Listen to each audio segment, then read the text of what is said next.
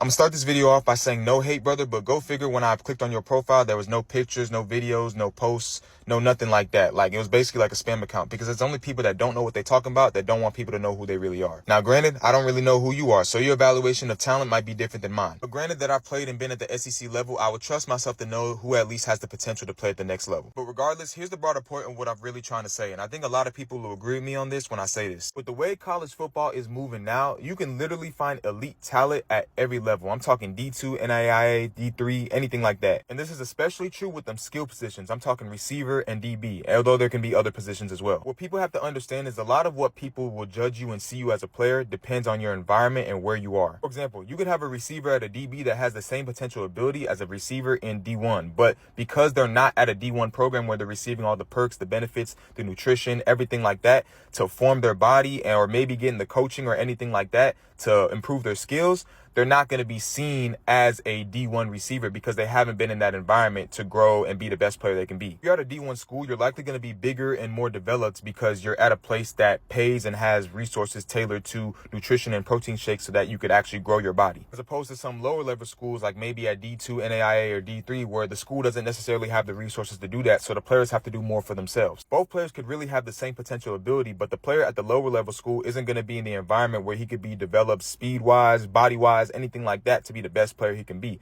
as opposed to the player who's at D1 who has all the resources available so that he can actually look like a D1 football player. Because now you're seeing it all the time where D1 players are bouncing back to JUCO, going to D2. I've even seen D1 players go to D3 for real. And if you're one of those players like me that drop down a level going from D1 to D2, that doesn't necessarily mean you're sorry, but you're going to realize that there's really talent at all these levels, and it's not so far-fetched to think that one of those players at the lower level schools couldn't have just swapped places with you because they got that type of ability too. So this post is really just to emphasize that there's talent at all these levels, especially at them skill positions. There's D2 receivers that could route up D1 DBs, D3 DBs that could route up D1 receivers, and all the levels in between. Don't let people judge how good you are just based off the level or the school that you played at, because people will automatically hear a school and then have assumptions about the type of player you are. Especially if you're one of them like fringe D1 walk-on type of players, they can easily swap your ass out for a tough-ass D3 dude. Just trying to let y'all know that there's really talent at all these levels, and the place that you're at, the environment, and how you're developed there is going to have a lot to do with how your career really goes. All the real ballers know I'm telling the truth for real.